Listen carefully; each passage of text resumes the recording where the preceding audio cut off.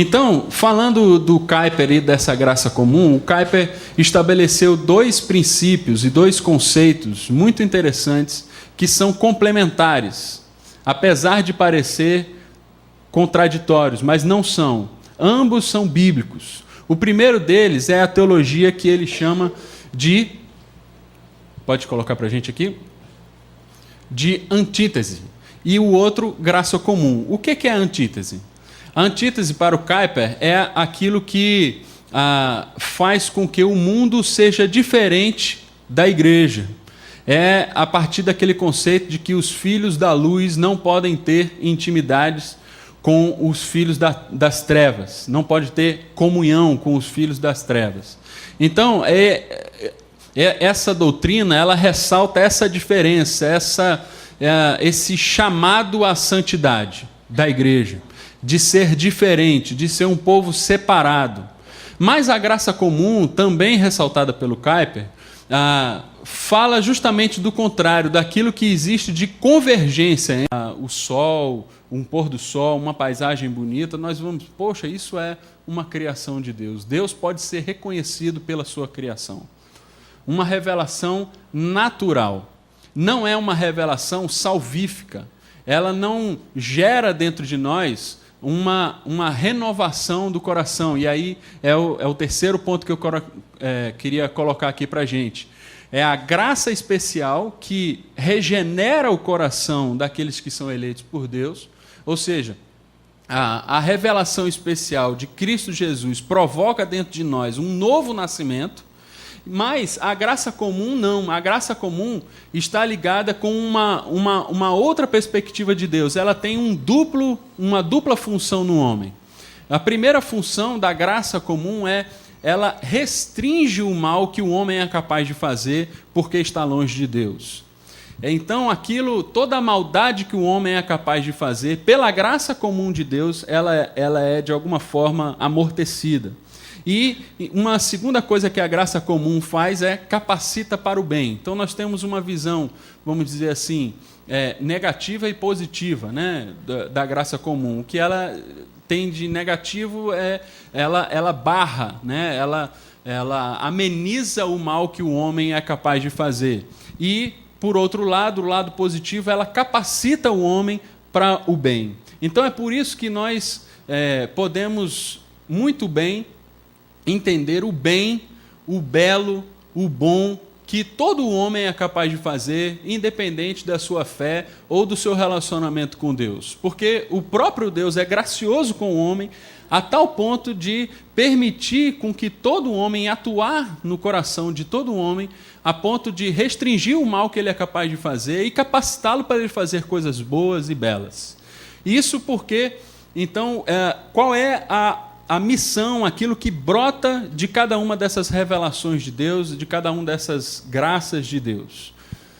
Do lado de cá, da graça especial, brota então a grande comissão, lá de Mateus 28. Ide por todo mundo, fazei discípulos, batizando em nome do Pai, do Filho, do Espírito Santo.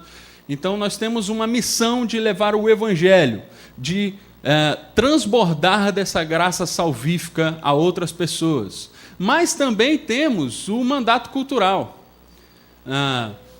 que é de Gênesis 1, 28, que é de dominar, de subjugar a terra. Não no sentido pejorativo dessa palavra, mas no sentido de cuidar, de alguma forma gerenciar, assim como um mordomo faz, aí vem o conceito de mordomia de Deus, de gerenciar de uma forma sadia tudo aquilo que Deus dá. E essa missão todo homem tem. A missão de Deus dada à humanidade.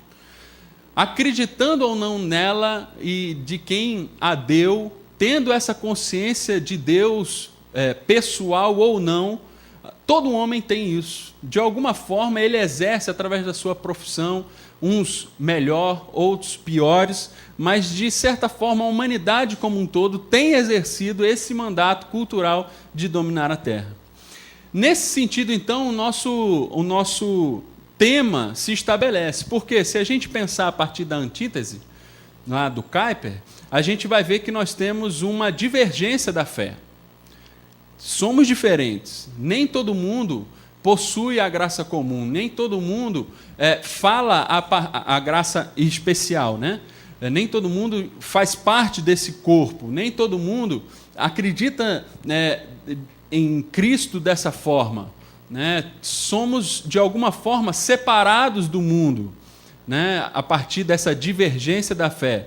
Mas, da mesma forma, da mesma Bíblia e da mesma fé, também participamos de uma luta, de um mandato, de uma missão.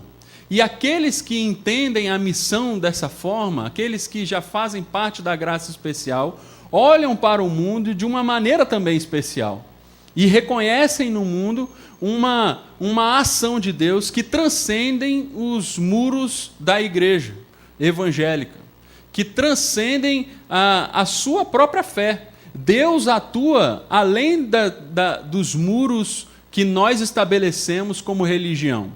Deus está atuando no mundo como Ele quer, como lhe apraz. E é por isso que nós temos uma convergência na nossa luta. Deus está atuando, independente da fé, independente daquilo que as pessoas acreditam, Deus está atuando. Se é verdade que somos um povo separado, um povo santo, também é verdade que somos um povo chamado para a cobeligerância, chamado para atuar junto, porque Deus está atuando. Então eu queria, para a gente encerrar mesmo, e passar a palavra aqui para os outros, eu queria passar para a próxima tela. Sem a graça comum, o que acontece com a gente?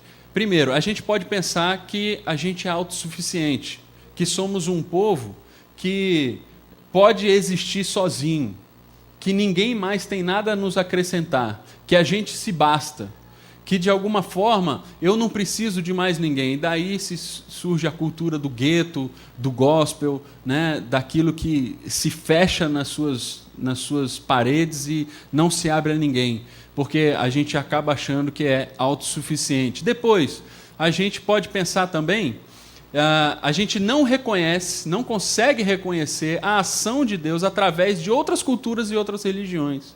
A gente não admite, a gente acha que a gente é proprietário de Deus, a gente não admite que Deus, de alguma forma, pode agir sem a intervenção da nossa própria fé. Deus pode agir através da fé de outra pessoa, através de outra cultura que não a nossa. Porque Deus extrapola o nosso conhecimento, extrapola a nossa maneira de entendê-lo. Sem a graça comum, terceiro ponto, a gente tem dificuldade de assumir muitas vezes que os não cristãos excedem e muito a moralidade dos cristãos. É muito comum a gente ver pessoas que não são cristãs, mas que se parecem muito mais com Jesus do que muita gente que é cristã. Por que isso acontece? Por causa da graça comum. Porque Deus atua tanto lá como aqui. Deus está atuando.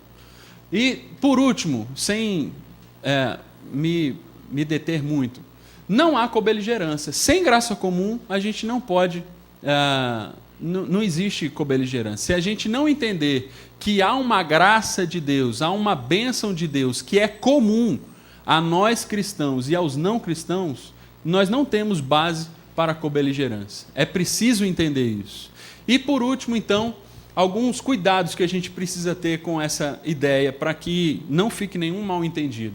Primeiro cuidado é a questão da secularização e do mundanismo. Não é por conta disso, então, que nós vamos abrir a brecha para a questão do mundanismo, né? De tirar Deus do centro da nossa vida, de escantear Deus para as margens da sociedade, de restringir Deus apenas para uma questão subjetiva e pessoal, né? Então, tudo isso, a graça comum não é base para isso. Depois, e aí a gente poderia, né, desenvolver muita coisa, mas não é o caso aqui agora. A relativização da salvação, ou seja, graça comum não entra no mérito da salvação. Nós não estamos falando aqui sobre salvação, destino eterno das pessoas. Estamos falando sobre outro tipo de relação. Não salvação. A graça comum não é base para universalismo ou base para entender salvação fora da pessoa de Jesus. E, por último, a graça comum pode, se a gente não tomar cuidado com ela, diminuir a importância da igreja. Ora, se eu posso reconhecer Deus fora da igreja, então eu não preciso mais da igreja? Não, não é isso. A igreja tem um papel fundamental na expressão da fé cristã. Durante a história da igreja toda foi assim e não é diferente hoje. A igreja tem uma importância, a comunidade de fé tem uma importância, mas ela não restringe toda a ação de Deus no mundo. Deus atua além da igreja também, né? E é preciso que os da igreja reconheçam isso. Mas, a partir da igreja, nós podemos ver o mundo e reconhecer no mundo essa ação de Deus. A igreja é importante. Então, eu queria deixar essa pequena introdução, uma pequena prévia, ou seja, a gente precisa ter esse conhecimento prévio para a gente começar a conversar sobre cobeligerância. Graça comum é a base da onde nós conversamos sobre cobeligerância.